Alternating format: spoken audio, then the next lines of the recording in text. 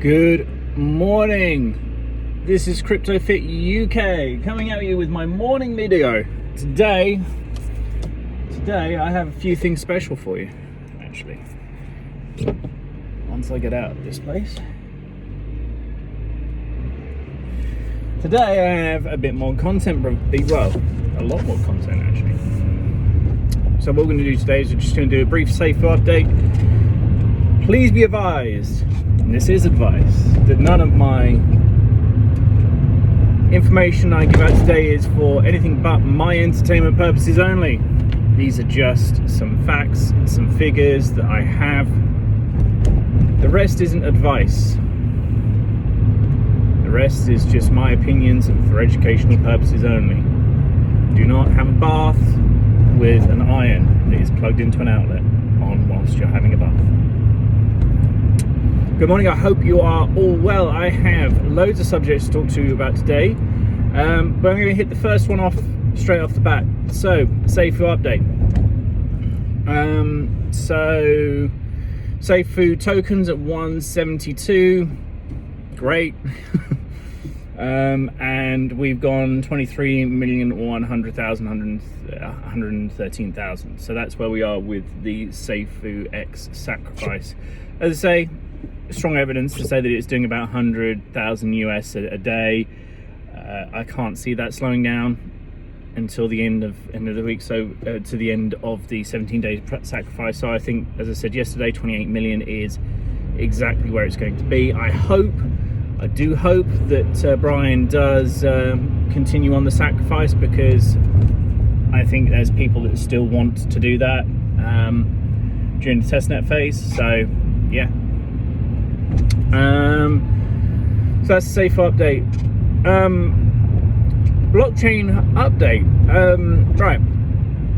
So you know that although I love Safuu and everything else like that, I love blockchain technologies. I love it. I love blockchain technologies.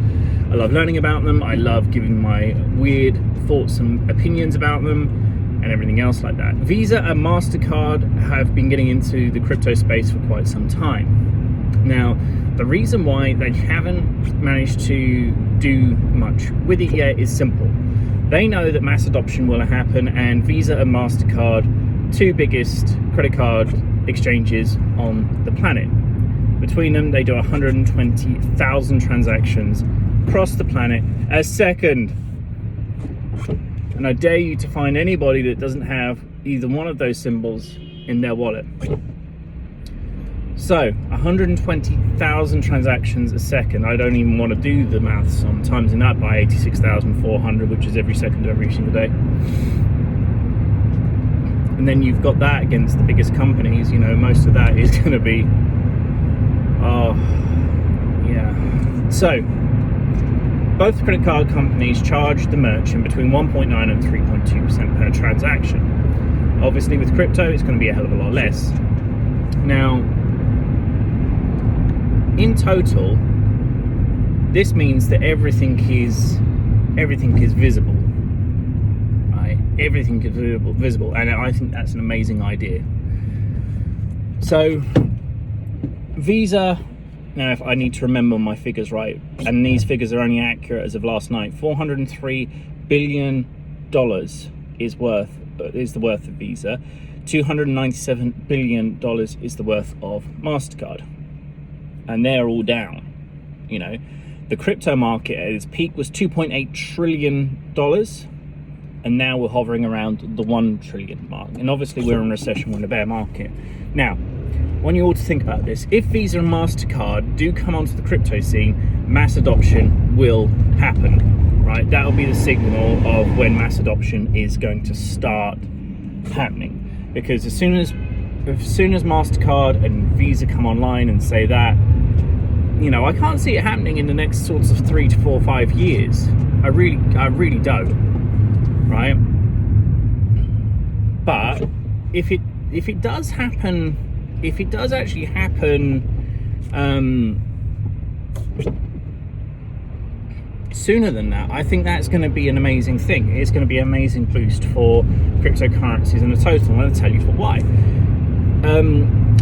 In in crypto space at the moment, there's something called throughput, okay?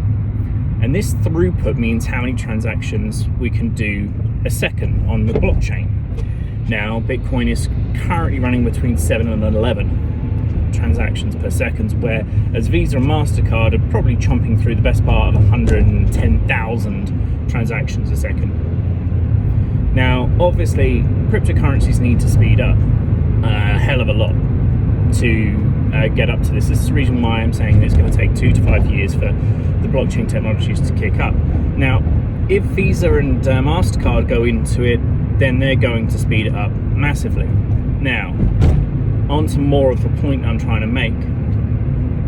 Early adopters of where the crypto space is, as soon as people know, and this is actually out, that people will be getting Visa and Mastercard into the crypto space, then basically what's going to happen here is that we're going to see a massive increase in throughput and a massive increase in the blockchain as a whole, blockchain technologies as a whole.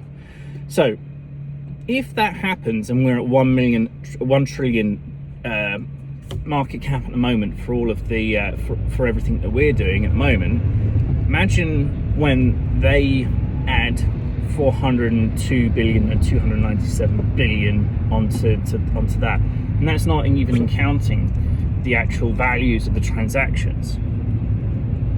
All of those nodes would be gaining a little bit of the slice of everything. And yeah, and I suppose Brian did mention about a debit card of some sort on the crypto space a while ago, and obviously the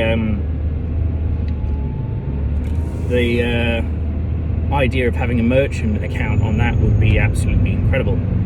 So this is actually quite a big video as far as content goes. Maximum that crypto markets went up to is 2.8 trillion. The market capitalization of everything on the planet is, what was it, 197 trillion, and crypto got up to 2.8 trillion. That's a fairly good percentage. You know, it's not quite 1%, but it's still, that can still take down a government. You know, I was watching a couple of blockchain summits, and it looks like Kevin O'Leary says is that, you know, Bitcoin will hover around about the $22,000, $25,000 mark until there is a bit more regulation, or some signal of regulation. Now, regulation in the crypto markets actually would probably fit it exceptionally well. The actual amount of fraud that actually goes through on the cryptoverse, not that much compared to real fiat banking. So it's actually quite interesting to see. Now, I would suggest that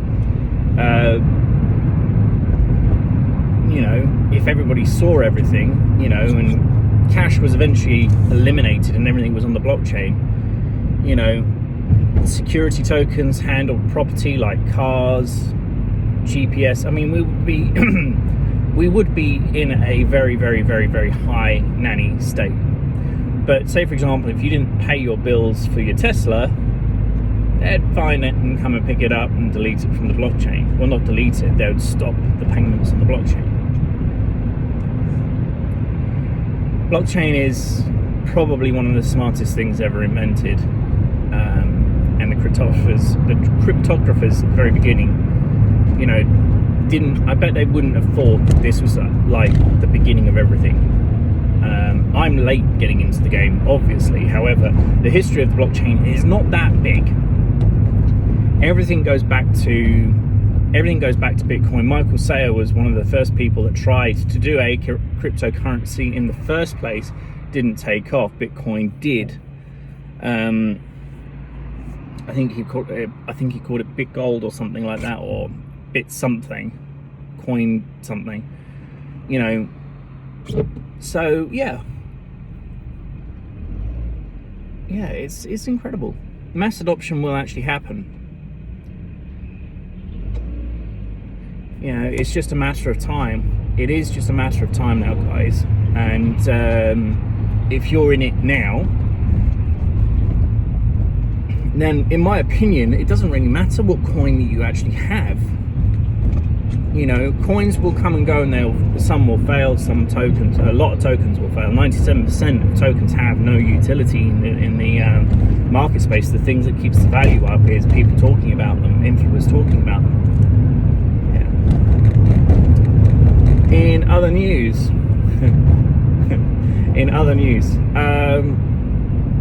you know, I had my haircut yesterday. I had some time for some self-care. I cleaned my cars. I cleaned my car. I cleaned my friend's car yesterday. Made that look brand new. And today I am going to a job to fit some shelves, I believe, and after that I've got to go and fix a couple of locks in Ashford, and then after that I've got to pick up my daughter-in-law from London, going to London, and at some point I've got to fix my rear view mirror. Knocked it off with a piece of wood. How stupid is that? Question for you all: how many people would be brave enough to go to the hairdressers and say, do what you want? I did that yesterday. Absolute freeing feeling. Right, when guys go to a hairdresser or a barber, whatever, they'll just say, just is that okay? Yeah, it's fine. You know, I didn't want to make that decision yesterday, so I've kind of gone, I don't know, I've kind of gone on speed Chris, you know, Sonic the Hedgehog Chris, I think. So, yeah, don't forget, guys, that we're at the very, very beginning of a very bespoke blockchain here. And this blockchain will support 6,000 projects on Decentrify, and we've got the best team in the world, and it's all paid for, right? Every single one of those particular projects will be made a hell of a lot easier now to make up and, you know, do that. It's all going to be possible with the SafuuX blockchain, right? It is going to be profitable in a very short space of time. I mean, we've paid for it on token, so I'd imagine, you know, it'll be profitable straight away. And we already know the fee structure works, the insurance fund works. We already know that the fire pit works. So basically, you know, Safu token wasn't a version 1. It was just the lesser version of what this is. Makes sense.